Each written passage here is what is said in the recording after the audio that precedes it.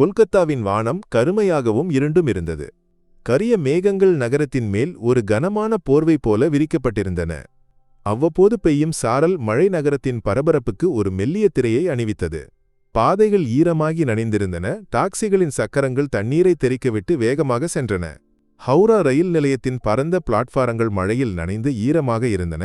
எங்கும் ஈரப்பதத்தின் குளிர்ந்த மனம். ஆயிரக்கணக்கான பயணிகளுக்கு மத்தியில் ஒருவிதமான உணர்ச்சியின்மை தேங்கி நின்றது. பிளாட்பாரத்தின் ஒரு மூலையில் ஒரு தூணுக்கு அருகில் பழையதும் கிழிந்ததுமான ஒரு புடவையைச் சுற்றியவாறு ஒல்லியாக உலர்ந்து போன ஒரு 70 வயது மூதாட்டி குளிரில் நடுங்கியவாறு பிச்சை கேட்டுக்கொண்டிருந்தாள். அவளுடைய பெயர் ராதா. பல வருடங்களின் துயரங்கள் அவளுடைய உடலையும் மனதையும் ஒரே போல பலவீனப்படுத்தியிருந்தன. அவளுடைய முகத்தில் காலம் ஆழமான சுருக்கங்களை பதித்திருந்தது. ஒவ்வொரு சுருக்கமும் ஒரு கதையைச் சொன்னது, துயரங்களின், இழப்புகளின், தனிமையின் கதை. அவளுடைய கண்களில் ஒருவிதமான வெறுமையும் அதே நேரத்தில் ஒரு மெல்லிய நம்பிக்கையும் மின்னி மறைந்தது. அம்மா, ₹1 பசிக்குது என்று அவள் மெல்லிய குரலில் கெஞ்சினாள். அவளுடைய குரல் மழையின் மென்மையான இசையில் கரைந்து போனது. நிலையத்தின் கூச்சலில் அது யாராலும் கேட்கப்படவில்லை. மும்பையிலிருந்து வந்த ரயில் மூச்சிறைத்து பிளாட்பாரத்திற்கு வந்து நின்றது. அதிலிருந்து இறங்கிய கூட்டத்தின் பரபரப்பில் யாரும் அவளை கவனிக்கவில்லை. ஒவ்வொரு முகத்திலும் இலக்கை நோக்கிய பரபரப்பு மட்டுமே இருந்தது. தங்கள் சொந்த உலகங்களில் மூழ்கியவாறு அவர்கள் ராதாவை கடந்து சென்றனர். அப்போது கடுமையான மனநிலையுடைய நிலைய மாஸ்டர் ராம்லால் யாதவ் அந்த பக்கம் வந்தார். அவருடைய சீருடை கச்சிதமாக இஸ்திரி செய்யப்பட்டிருந்தது. முகத்தில் எப்போதும் ஒரு கடுமை இருந்தது. வாழ்க்கை அவருக்கு கற்றுக் கொடுத்த கடுமை. வறுமையையும் கஷ்டங்களையும் கண்டு சலித்துப்போன ராம்லால் தனது வேலையின் மீதான அதீத பற்றுதலால் சற்று கடுமையாகவே நடந்து கொண்டார். இங்கிருந்து வெளியேறு. எத்தனை முறை சொல்லியிருக்கிறேன், இந்த நிலையத்தில் வந்து தொந்தரவு செய்யக்கூடாது என்று. ராம்லாலின் குரல் கனத்தது. அதில் எந்தவித இரக்கமும் இல்லை. ராதா பயந்து தனது கிழிந்த பையை எடுத்து அங்கிருந்து நகர முயன்றாள். அவளுடைய கைகள் நடுங்கின. அந்த அவசரத்தில் அவளுடைய பையிலிருந்து ஏதோ ஒன்று கீழே விழுந்தது. அது ஒரு பழைய புகைப்படமாக இருந்தது. மழைநீர் பட்டு அதன் ஓரங்கள் மேலும் கிழிந்தன. அதை எடுக்கக்கூட அவளுக்கு நேரம் கிடைக்கவில்லை. அதே நேரத்தில் மும்பையிலிருந்து வந்த அதே ரயிலில் இறங்கிய கூட்டத்தின் பரபரப்பில் தனது புதிய ஐபாடில் கவனமாக இருந்த தொழிலதிபர் ஆதிரா வர்மாவின் கவனம் தற்செயலாக அந்த மூதாட்டியை நோக்கி திரும்பியது. கொல்கத்தாவின் முக்கிய தொழில் குழுமங்களில் ஒன்றான ஸ்ரீ குரூப் ஆஃப் கம்பெனிஸ் இன் தலைவியாக இருந்தவள் ஆதிரா. அவளுடைய ஒவ்வொரு அடியிலும் தன்னம்பிக்கை நிரம்பியிருந்தது. இலக்கை நோக்கிய அவளுடைய கண்களில் எப்போதும் ஒரு உறுதி இருந்தது. ஆதிரா ஒரு கணம் மூதாட்டியை பார்த்து நின்றாள். அவளுடைய மனதில் ஒரு மெல்லிய வலி கடந்து சென்றது. நிலைய மாஸ்டர் மூதாட்டியை கடிந்து கொள்வதை பார்த்தபோது அவளுக்கு வலியாக உணர்ந்தது. அவளுடைய உள்ளத்தில் மனிதநேயம் விழித்தெழுந்தது. இந்த வயதில் ஒரு பெண்ணை இப்படி கடிந்து பேசுவது சரியா என்று அவள் தன்னைத்தானே கேட்டுக்கொண்டாள். நிறுத்துங்கள், நிலைய மாஸ்டர் சாப். இந்த வயதான பெண்ணிடம் ஏன் இப்படி கோபப்படுகிறீர்கள்? ஆதிராவின் குரலில் உறுதியிருந்தது. அந்த குரல் ராம்லாலை ஒரு கணம் அதிர்ச்சியடைய செய்தது. அவர் திரும்பி பார்த்தார். அவருக்கு முன்னால் நின்றவள் கொல்கத்தாவில் பிரபலமான தொழில் பிரமுகர் ஆதிரா வர்மா. ராம்லால் ஆதிராவை பார்த்ததும் சற்று தயங்கினார். மன்னிக்கவும் மேடம், இவர்கள் இங்கு எப்போதும் தொந்தரவு செய்கிறார்கள், பயணிகளுக்கு இடையூறு ஏற்படுத்துகிறார்கள் என்று அவருடைய குரலில் கடுமை குறைந்தது. தொந்தரவா? இவர் பசிக்கிறது என்று கெஞ்சிக் கேட்கிறார். அதில் என்ன தொந்தரவு? ஆதிராவின் கேள்வி ராம்லாலை மௌனமாக்கியது. ராம்லால் தலைகுனிந்து நின்றார். ஆதிராவின் கேள்வி அவருடைய உள்ளத்தில் ஒரு மெல்லிய குற்ற உணர்ச்சியை தூண்டியது. ஆதிரா நிலைய மாஸ்டரை நோக்கி நடந்தாள்.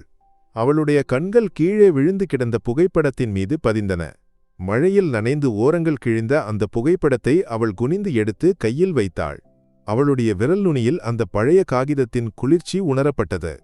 அதிலுள்ள உருவங்கள் மங்கியிருந்தன. இருப்பினும் அதில் ஒரு முகம் அவளை விசித்திரமாக ஈர்த்தது.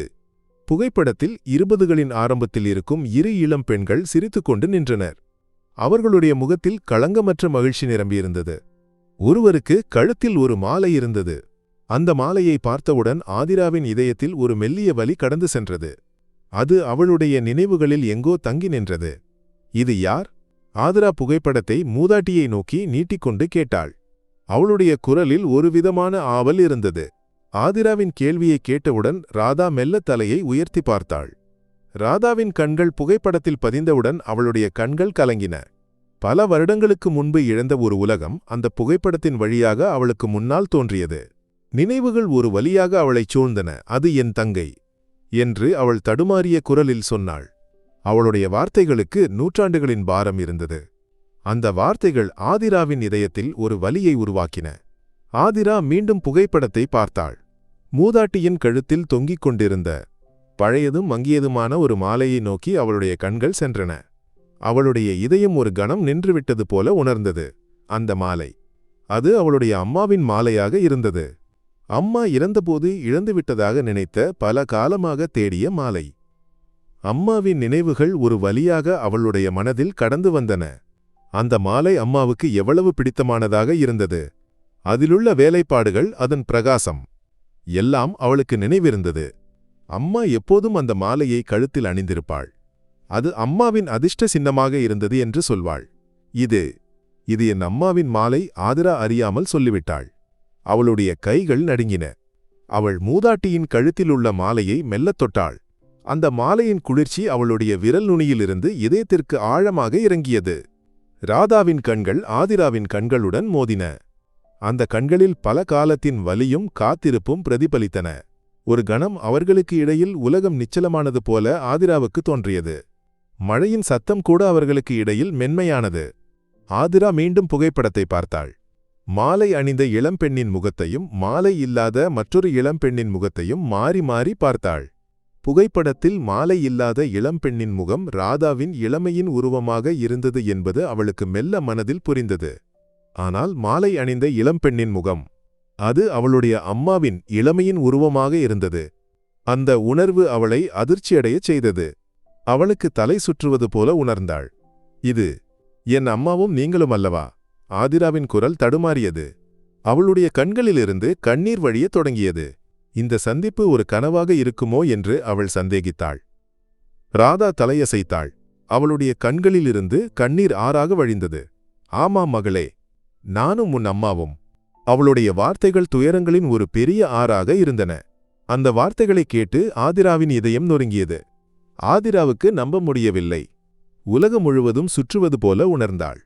பல வருடங்களாக தேடியும் கண்டுபிடிக்க முடியாத அம்மாவின் சகோதரி, தனது அத்தை, இந்த ரயில் நிலையத்தில் ஒரு பிச்சைக்காரியாக. இந்த விதி அவளை பெரிதும் புரட்டி போட்டது. அவளுடைய கண்கள் ராதாவின் கிழிந்த புடவையிலும் ஒல்லியான உடலிலும் தங்கி நின்றன. எனக்கு ஒன்றும் புரியவில்லை, ஆதிரா சொன்னாள். அவளுடைய குரல் மென்மையானது. எப்படி இது நடந்தது? அம்மா எப்போதும் உங்களைப் பற்றி பேசுவாள், ஆனால் பின்னர் என்ன நடந்தது என்று மட்டும் சொல்லவில்லை. இத்தனை காலமும் அத்தை எங்கிருந்தீர்கள்? ராதா ஆதிராவை பார்த்து ஒரு நீண்ட பெருமூச்சு விட்டாள். அவளுடைய கண்கள் தொலைவில் எங்கோ பார்த்தன. நினைவுகள் அவளை பல பின்னோக்கி இழுத்தன. நாங்கள் சகோதரிகளாக இருந்தோம், ராதாவும் ரமாவும். ரமாதான் உன் அம்மா. இளமையில் எங்களுக்கு நிறைய கனவுகள் இருந்தன. ஒன்றாக விளையாடி சிரித்து நடந்த காலம். இந்த புகைப்படம், இது எங்களுடைய மகிழ்ச்சியான நாட்களின் நினைவாகும். உன் அம்மாவின் திருமணத்திற்கு முன்பு எடுக்கப்பட்டது. அந்த மாலை, அது எங்கள் அம்மாவின் வகையாக இருந்தது. ரமாவுக்கு அது மிகவும் பிடித்தமானதாக இருந்தது. அதற்கு உரிமையும் அவளுக்கு இருந்தது. ராதாவின் நினைவுகள் அவளை பின்னோக்கி இழுத்தன. அவளுடைய குரலில் ஒருவிதமான கம்மிய குரல் நிரம்பியது. ராதாவின் கண்கள் பழைய கால நினைவுகளில் நிரம்பின. உன் அம்மாவின் திருமணம் முடிந்த பிறகு அவள் தொலைவுக்கு சென்று விட்டாள். அவளுக்கு நல்ல வாழ்க்கை கிடைத்ததில் நான் மகிழ்ந்தேன். பின்னர் எங்களால் ஒருவரையொருவர் சந்திக்க முடியவில்லை. கடிதங்கள் மற்றும் தொலைபேசி மூலம் தொடர்பு கொண்டிருந்தோம். ஆனால் சிறிது காலத்திற்குப் பிறகு எனக்கு டைபாய்டு பிடித்தது. அப்போது அது ஒரு பெரிய நோயாக இருந்தது. என் கணவரும் குழந்தைகளும் நோய் காரணமாக என்னை கைவிட்டு சென்றுவிட்டனர். அவர்களுக்கு என்னை பயமாக இருந்தது. யாரும் துணையில்லாமல் நான் தனிமைப்பட்டேன். உறவினர்களும் என்னை கைவிட்டனர். நான் முற்றிலும் தனிமையாகிவிட்டேன். நோய் குணமான போது நான் முற்றிலும் பலவீனமாக இருந்தேன். பட்டினியும் வறுமையும் என்னை வேட்டையாடின. பல வேலைகளைச் செய்தேன். வீட்டு வேலைகள், சிறிய கடைகளில் உதவியாளராக. ஆனால் எதுவும் எங்கும் எட்டவில்லை. நோய் என்னை மேலும் பலவீனப்படுத்தியது. இறுதியாக இந்த தெருவில் வந்து சேர்ந்தேன். இந்த புகைப்படம் மட்டுமே என் நினைவாக இருந்தது. ரமாவை பற்றிய என் ஒரே நினைவு. அவள் மகிழ்ச்சியாக வாழ வேண்டுமென்று நான் விரும்பினேன். என் துயரங்களை அவளுக்கு தெரிவித்து அவளுடைய மகிழ்ச்சியை கெடுக்க விரும்பவில்லை. அதனால்தான் நான் பின்னர் அவளை தொடர்பு கொள்ளவில்லை. இந்த மாலை, அது அவள் எனக்கு கொடுத்தது. என்னை பார்க்க வரும்போது அவளுக்கு என்னை அடையாளம் காண வேண்டி, இந்த மாலை உன் கழுத்தில் இருக்க வேண்டும், உன்னை அடையாளம் காண எனக்கு என்று அவள் சொல்வாள்.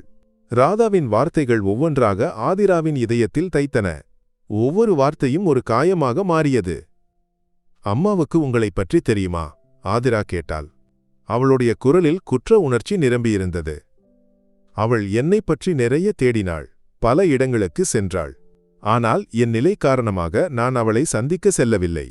நான் அவளுடைய வெற்றிக்கு தடையாக இருக்கக்கூடாது என்று நினைத்தேன். அவள் மகிழ்ச்சியாக வாழ வேண்டுமென்று விரும்பினேன். என் இந்த நிலை அவளை வலிக்கச் செய்யும் என்று பயந்தேன். ராதாவின் வார்த்தைகள் ஆதிராவின் கண்களை மீண்டும் ஈரமாக்கின. தனது அம்மாவுக்கும் அத்தைக்கும் இடையிலான ஆழமான அன்பு பிணைப்பு அவளுக்கு புரிந்தது. ஆதிராவின் கண்கள் கலங்கின. அவளுடைய இதயம் பெரிதும் வலித்தது. இத்தனை காலமும் தான் தேடிய உறவு இதோ தனது கண்முன். ஒரு ரயில் நிலையத்தில் மழையில் நனைந்து பிச்சை கேட்டு செல்வந்தராகிய தான் அறியாமல் தனது குடும்பத்தின் ஒரு உறுப்பினர் இத்தனை துயரங்களை அனுபவித்தது அவளுக்கு தன்னை பற்றியே வெட்கமாக உணர்ந்தது. அவளுடைய உள்ளத்தில் ஒரு பெரிய பாரத்தை இறக்கி வைத்தது போல உணர்ந்தாள். அத்தை ஆதிரா வேறு எதையும் யோசிக்கவில்லை. அவளுடைய கண்களிலிருந்து கண்ணீர் ஆறாக வழிந்தது. அவள் ராதாவை கட்டிப்பிடித்தாள். அவளுடைய குரல் மென்மையானது. என் அத்தை. அந்த அணைப்பில் பல வருடங்களின் வலியும் இழப்பு உணர்வும் கரைந்து போனது. ராதாவின் ஒல்லியான உடல் ஆதிராவின் அணைப்பில் அடங்கியது. ராதாவும் ஆதிராவை இறுக கட்டிப்பிடித்தாள். பல வருடங்களுக்குப் பிறகு கிடைத்த ஆறுதல் அந்த அணைப்பில் நிரம்பியது. அந்த மழையில் கொல்கத்தாவின் ரயில் நிலையத்தில் காலம் பிரித்த இரு இதயங்கள் மீண்டும் ஒன்றாயின. அந்த கிழிந்த புகைப்படமும் அம்மாவின் மாலையும் அவர்களை மீண்டும் ஒருங்கிணைத்தன. ஒரு புதிய வாழ்க்கையின் தொடக்கமாக அது இருந்தது. ராம்லால் யாதவ் இந்த காட்சியை பார்த்தபோது அவருடைய கண்களும் கலங்கின.